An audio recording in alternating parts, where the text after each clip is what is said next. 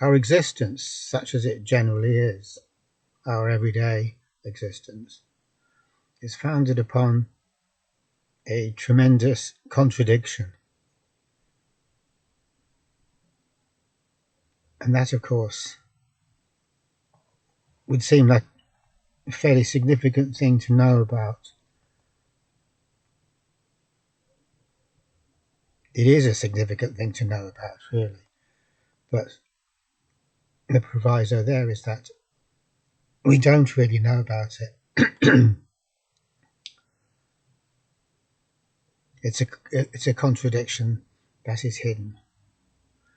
So we all go around thinking that our existence, our psychological existence, is non-contradictory, really straightforward. And we can call this the naive view. And there's no blame attached to the naive view. It's simply the view that we have before we learn otherwise. So we couldn't learn otherwise unless we started off with a naive view, really. So that's what we're given to start off with, this naive picture of things, that what I say I want is really what I want, and who I say I am is really who I am. So this is the view of life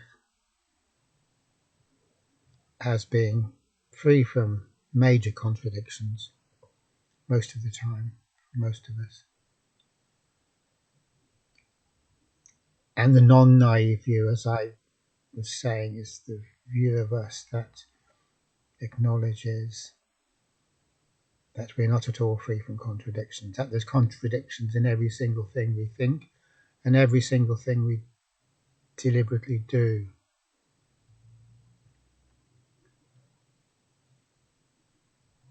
And this is the view of things that comes into focus, kind of.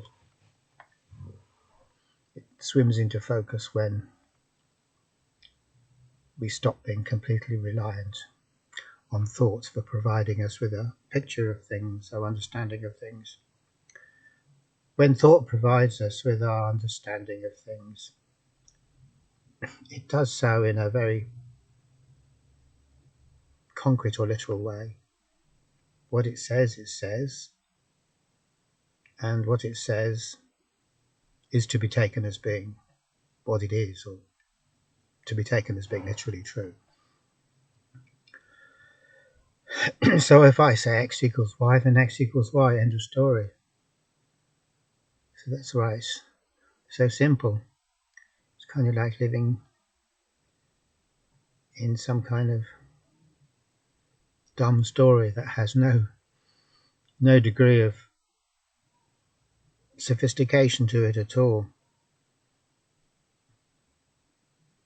There might be something to said for living in stories like that.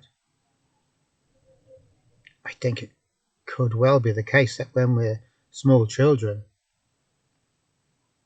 we like concrete truths. We like the security of having concrete truths, and that makes sense. It helps us to create our sense of ourselves. So when we read that Jack run up the hill or Jill run up the hill, that's exactly what it means.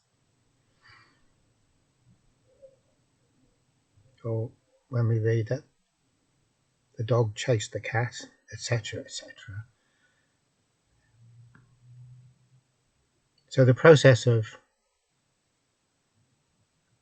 developing is the process whereby we outgrow literal descriptions of the world.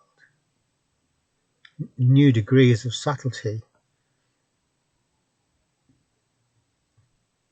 reveal themselves. Every single apparently straightforward or non-complicated detail reveals itself to be not so straightforward, not so complicated at all. In other words, the world reveals itself to be much, much bigger than we would have guessed from what the mind was telling us in the first place. So it makes sense to talk about this as growth, because we're expanding in possibility space, just as a tree grows and expands and puts forth lots of branches, and all the branches put forth lots of littler branches, and each of the littler branches puts forth, etc., etc. So, as we grow, the world of simplistic literal truths branches out into all sorts of ironic or metaphorical meanings that can't be pinned down to yes or no, it is or it isn't.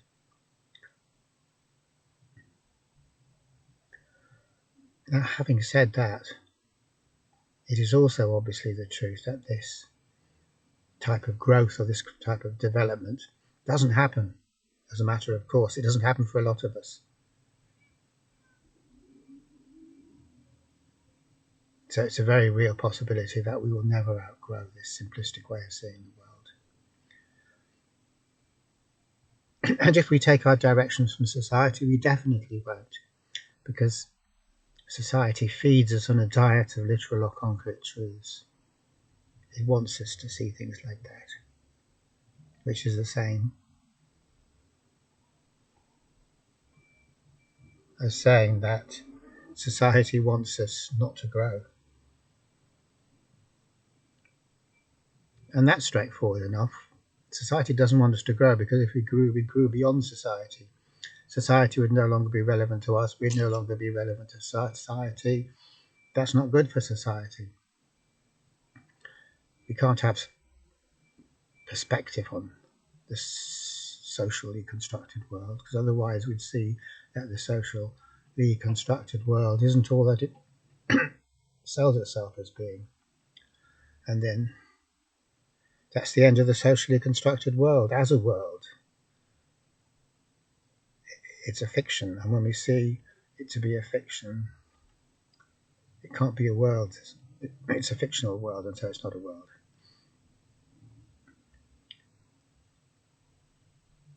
So the very big danger is that we'll stay literal. We'll continue to look at things in this really, really dumb way, as if things are what they're said to be or supposed to be, and that I really am who I am said to be or supposed to be or think that I am. And that is super, super dumb, because nothing like that is in reality. And the one thing we ought to learn if we hang around long enough is that. It's kind of like learning that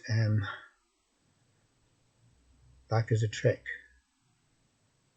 or that life is made up of level upon level upon level of deception, which wakes us up, because then we start looking at the deceptions a bit more closely, and that's when we start to be aware, or that's when we start to grow.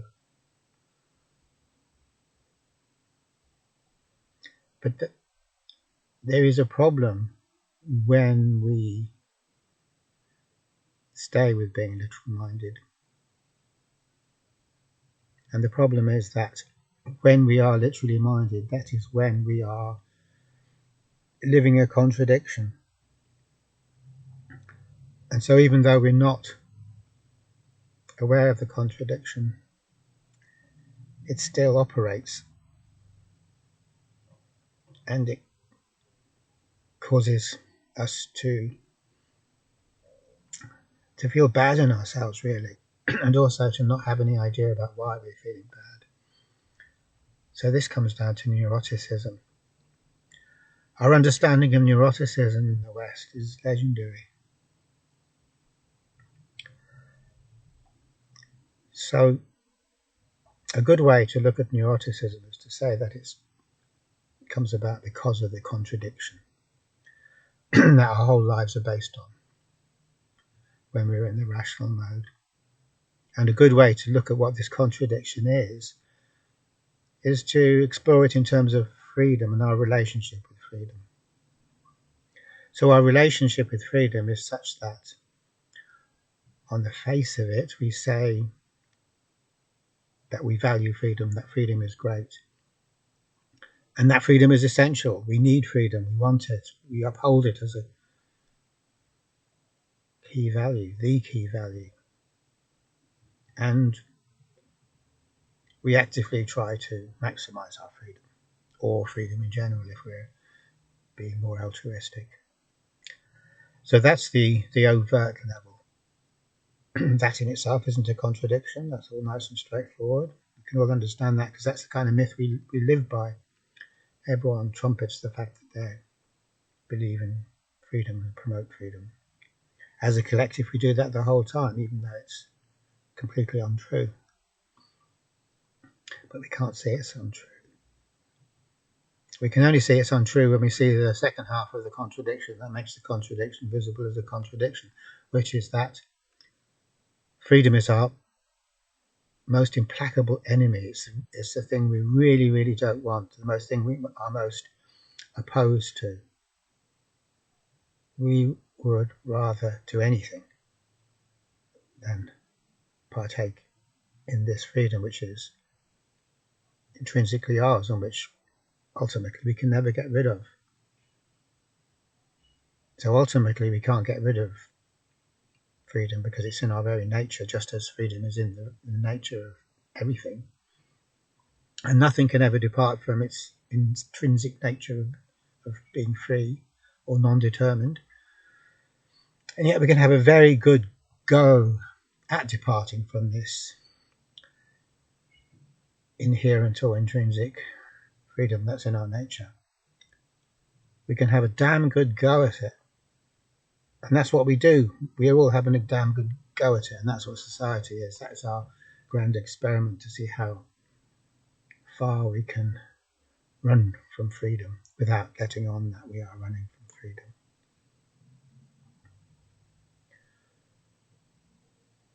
So this begs the question of why freedom should be such a dreadful enemy. It doesn't sound like a dreadful enemy. It sounds quite great. It sounds quite good.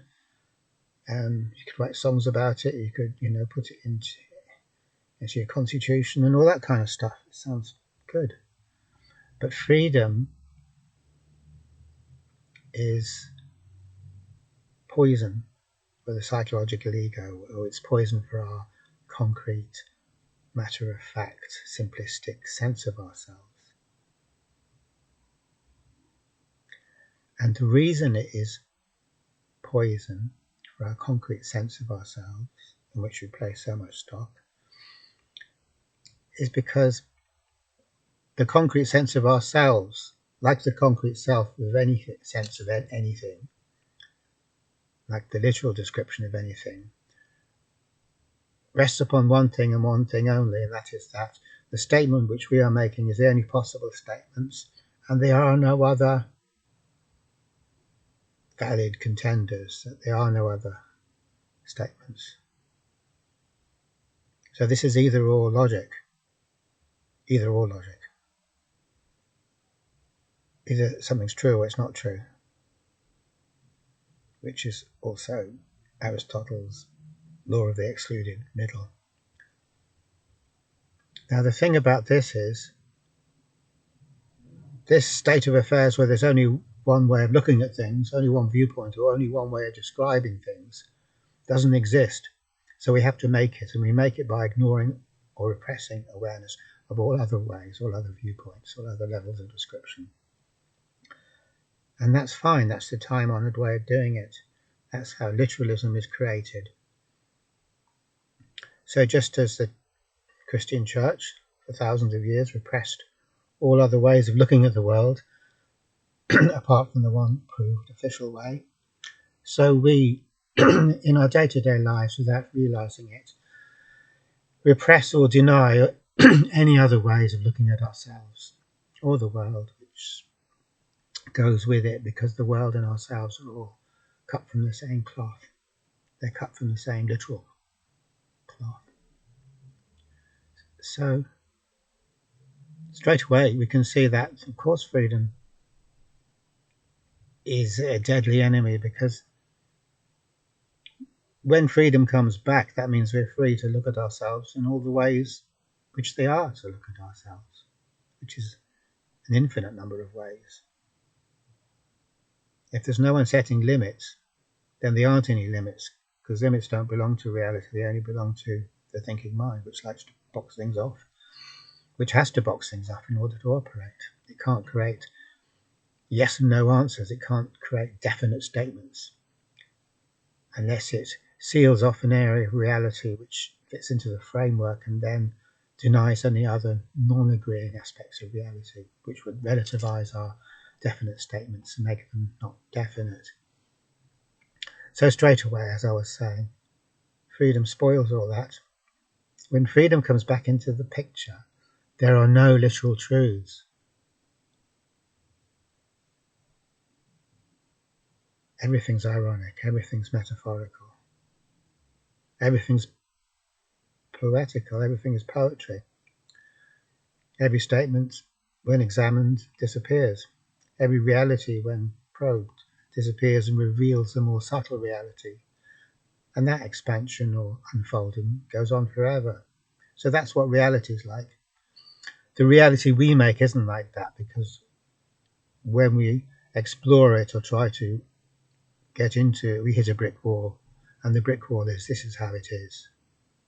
So the brick wall is also like a big stick that is whacking us over the head. This is like it is, so don't ask any questions. It's like when you're a kid and you ask your parents too many questions and they get fed up and just shout at you and say, that's the way it is, right? And if you don't shut up, you'll get a smack around the head. So society is like that. The thinking mind is like that. And the reality we make for ourselves is like that. It's a reality based on denial of anything bigger. So here we have freedom, which we all know to be a great thing. But then when we get a bit more acquainted with freedom, we discover that it's such a great thing that we don't have to carry on pretending to be this literal self or believing that we are this literal self, because we are pretending, but we don't know we're pretending. If we knew we were pretending, that'd be different. That'd be a conscious thing, but we don't know we're pretending. So we start looking into freedom, and we discover, wow, I'm free not to be myself, which is the only liberation that means anything. It's the only liberation that is a liberation. It's the only freeing that is a freeing.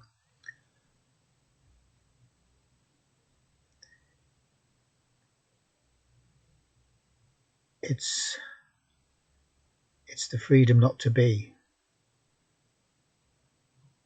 which horrifies us. So that's how amazing freedom is. And we're going along this road, we're discovering how amazing freedom is, and then all of a sudden it's not so amazing, it's horrifying. I'm free not to be this self. And that really isn't what I bargained for, so I backtrack then, because I didn't want that type of freedom. And the term free not to be sounds appalling to us. We're not happy with that at all. It brings up this righteousness in us that makes us want to say, but you have to be. It's your moral duty to be. Absolutely you must be. What kind of disgraceful cop-out is it? It kind of sounds like you're opting out of everything.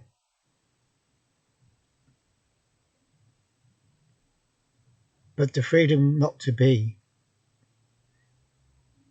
really means the freedom not to be anything in particular, anything limited, anything that the mind has created and locked us into.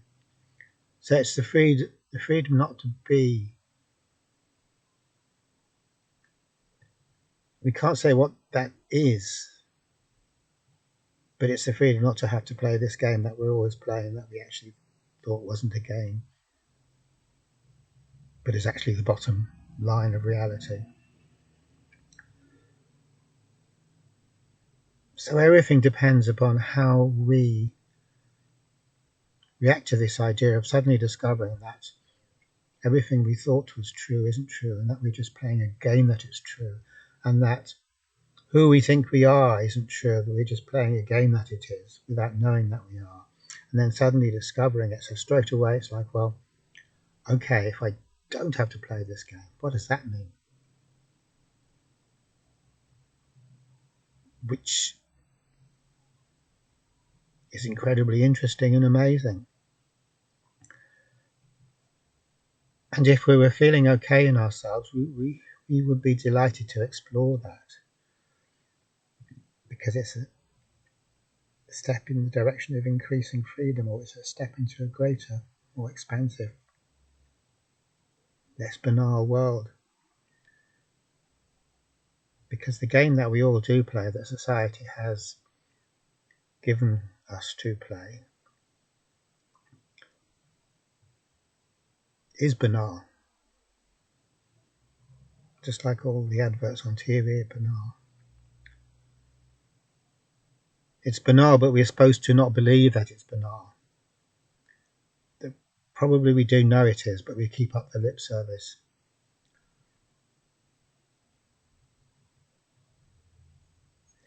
It reminds me of singing the school hymn when I was a kid. And I don't know if that's exactly a thing anymore, but it was once upon a time. So there'd be this dreadful, horrific old thing called the school hymn, and you'd all sing it. Well, you might sing it, you might lip sync, or you might not even bother doing that. But supposing you do sing it out of duty, you still know that it's just dreadful, it's a dreadful piece of humbug. It's a frightful pretense that covers up nothing at all.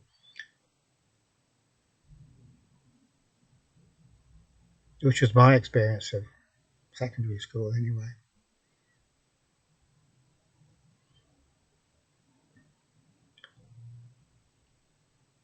But instead of just blaming the school that I went to, I suppose it's only fair that I acknowledge that the school is just another example of society as a whole. So society is this type of humbug where we feel a moral duty to play the game, which is not being admitted to be a game, or to live this banal life, which we can't actually say is banal. And be caught up in this paradox or contradiction where we claim to be valuing freedom and trying to find freedom when we're doing the exact opposite in everything we do.